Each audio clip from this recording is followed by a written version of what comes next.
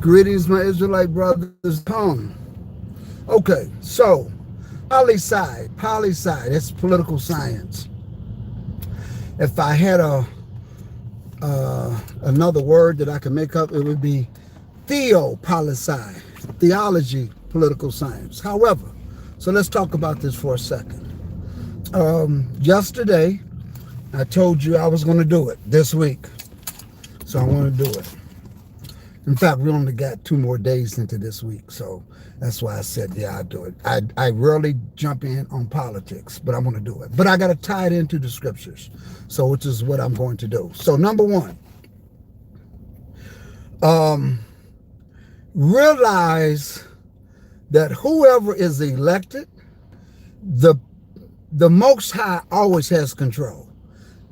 Amos, the 3rd chapter says, nothing happens and the Lord have not done it. So that's number one.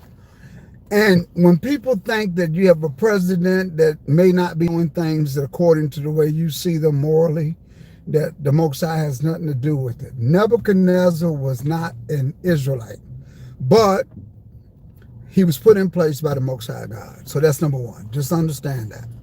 In fact, there were all of the kings of the earth that were put in control after the captivity of Israel were put in place by the Most High. So that's number one. So let's realize that. Now, I'm not a prophet, and I'm not one that will say, I know because God told me. It's common sense. If you read the scriptures, how you doing, Martha? If you read the scriptures, you can know how things are going to flow. So, Trump is going to win in 2020. He's not going to be impeached. And so I'm going to pick it up from where I left it off yesterday because the vote has gone through. Now, let me give you the results of the vote. All of the Republicans voted against moving forward with impeachment. All of the Democrats voted in favor of impeachment, except for three of them. Now, when it gets to the Senate, because the next process of impeachment is it goes to the Senate. Either somebody's not paying attention or Nancy Pelosi is just destructive. What do you think that a majority Republican Senate is going to do? Do you think that they're going to impeach the president, who is a Republican, when you're less than a year away from an election in 2020? I mean, it's just common sense. That is their candidate. He is their ticket. Whenever you have a president and he or she is an incumbent, then that's the party's selection. Never before in history have you ever had a party switch who their candidate is going to be when their candidate is in office as the sitting president. And for instance, what I'm saying is, in 2008, when Obama was elected, in 2012, he was the Democratic Party nominee. Because he's still the president. There was nobody that's saying, as a Democrat, I'm running against the president who's also a Democrat. That's never happened on either party side. It just doesn't happen. So when the president gets 2 terms, that means if he's in office, he's going to run the 2nd term, and the party is not going to be frustrated with their candidate and put somebody else to run against him. It doesn't happen. That being said, Donald Trump is the Republican ticket. He's the Republican ticket. They're not going to impeach him when there's less than a year to go and turn around and put him out. They're not going to do it. So that's number one. So why the Democrats did that, well, I know why they did it. So here's what their strategy was. Their strategy was, we know that the Senate is not going to do the right thing. We know that they're not going to do the right thing. But let the American people see who's not going to do the right thing. So when the upcoming election comes, they will not only will they vote against the president, but all of those Republican senators, let's get rid of them too. That's what their strategy was. So that way, if the Democrats just happen to win, the House is still in seat for another 2 years until the next midterm, which will be in 2022. So what they're thinking is, if we can get a Democrat president and a Democrat Senate, that's called a filibuster. We can enact all the laws we want to because they're going to be passed in both the House and the Senate and signed off on by our Democratic president. However, the problem is that when that doesn't work, and they felt like, well, what do we have to lose? Let's do it. Here's the problem. Your strategy is so weak of a case that you're waking up a base. I don't know if you all saw the last night Donald Trump was doing one of his rallies. If you look at the makeup of the background of the people standing behind him, they were white, blue-collar workers. That's what they were. Let me just say this in case you statistically did not know. There are more white, blue-collar, low-income citizens in the United States than any other ethnic group of people. They've been dormant, they've been asleep, they haven't been doing politics, they've been sitting over there in the rural countryside minding their own business. They're farmers, they don't care, they don't do politics. They do not do politics.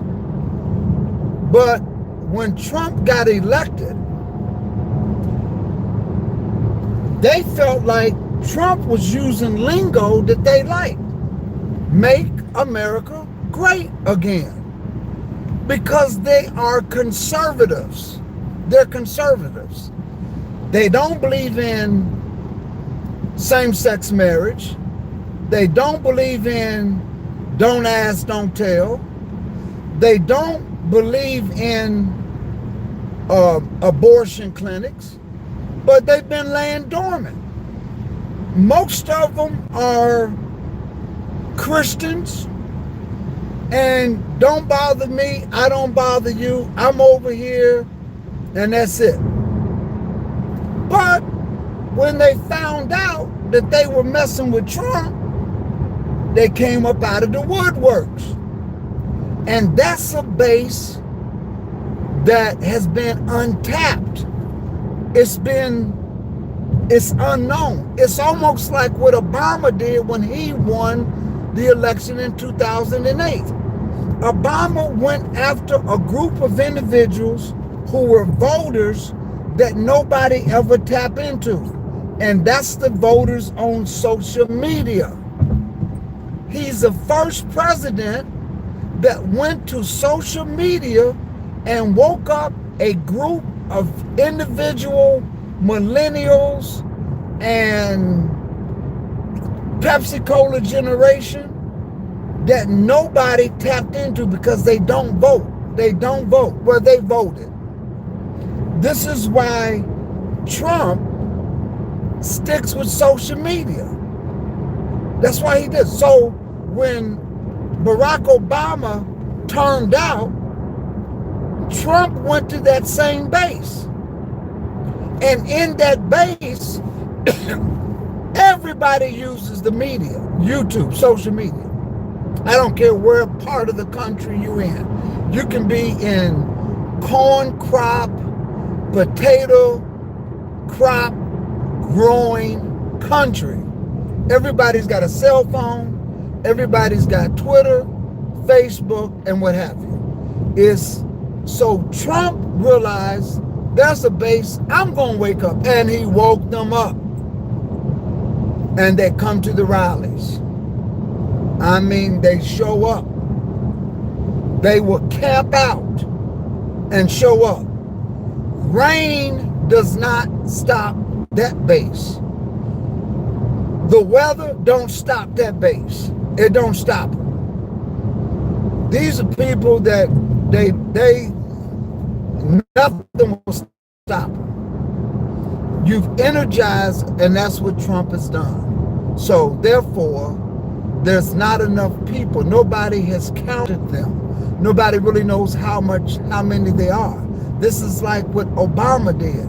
Nobody knew how many people were on social media. They always counted the voters, and you went statistically on how many people traditionally come out. Obama knew he could not win with whom traditionally comes out. So he went into an area, social media, and he woke up a group of people that nobody ever goes and campaigns to. So he surprised everybody. Trump says, wait a minute, I won because he's out, and traditionally no party wins an election that where it's longer than 8 years. I mean, it just doesn't happen. Whenever a party wins 2 terms, which is 8 years, majority of the time, going back 20, 30 years, it always switches. It always switches to the next hand, the next party, except for Daddy Bush, George Bush Sr. He was in there for 1 term, and it was Bill Clinton who beat him. So he only did 4 years.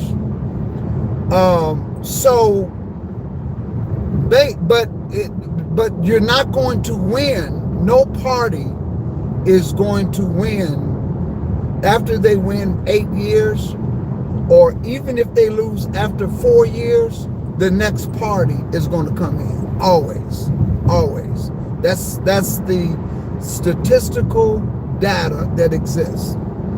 So based upon the statistical data, can the Democrats win after a president who is of a particular party after 4 years? Yes.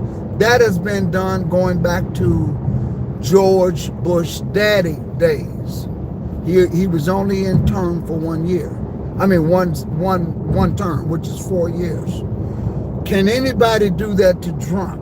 The reason why I say no is because it's obvious that the Democratic Party is dismantled. Now, what do you mean by dismantled? What's your evidence of that? Well, if you watch tonight, look how many candidates you have in less than 1 year from the election. Look how many Democrats are running for president in less than 1 year. Kamala Harris just dropped out. And the reason why, and she was the first one to announce that she was running for president and had a good little thing going. There's a reason why Kamala Harris dropped out. 2 reasons. Number one, she realized that she could never be president because she was the executor of the war on crime policy that was implemented by Clinton and Joe Biden and Hillary. So in other words, Congress makes policy, but it's the states that execute the policy. So she put a lot of people in jail. She did. And nobody's going to let that go. Nobody's going to let that go. Any Republican candidate is going to eat that up. So she cannot be the face, being that she was an executioner. However, what she can be is a good vice presidential candidate. But in order to do that, she realized, I got to drop out of the race, because she wants to be the vice president ticket for the Democratic Party. And more than likely, like I said, I'm not a prophet, but more than likely, I would tell you she's going to be the vice presidential candidate for the Democratic Party. Whoever they elect to be the Democratic nominee, the Democratic nominee is going to name Kamala Harris as their vice president. I'm 75% sure of that based upon common sense and statistics. Like I said, not a prophet, but it's just common sense and statistics. She's going to be the vice presidential candidate. Will they win? No. Why? Because what the Democrats did with this impeachment process, it's so crooked that you woke up a base that was not awoke. You would have been better off doing nothing, and then coming out with stuff, and then go through the election process. You had a better chance of winning. But now you've woke up a base. You woke up a base that is sympathizers for Donald Trump. And because you woke up that base, he will win the election. Because those sympathizers, which is the makeup of the background that you saw last night, they're going to come out and they're going to vote for him because they're very strong conservatives.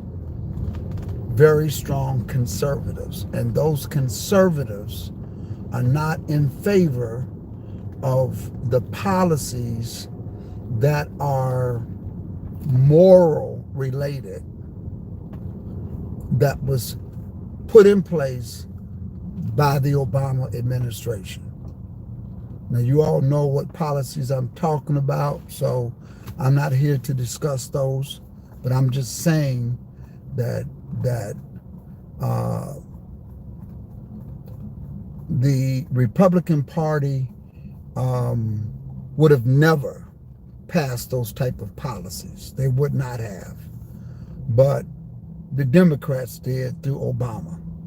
And so when you got a guy who's in opposition to that, and now you're coming at him, you woke up a sleeping, rural, blue-collar voting group that is going to come out and support Trump and is going to win the election in 2020. And that's pretty much it. That's my take on the whole political. That's why I call this PoliSci. I wanted to lay it out there. And will I be wrong? No. Statistics, what I'm telling you, the information I'm giving you is correct. I'm like I said, I don't have to be a prophet. Just look at statistics and look at what's going on in this whole thing. And again, when somebody said, "Oh, they're going to impeach him," the House of Representatives, they voted to move forward. Somebody came to my office today and they were saying, "Did you see how many people voted against Trump?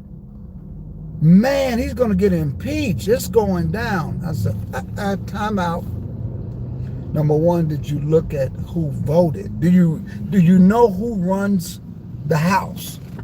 And they didn't know how the impeachment process goes. They didn't know it had to go to the Senate. They looked at how many people voted that were in Congress.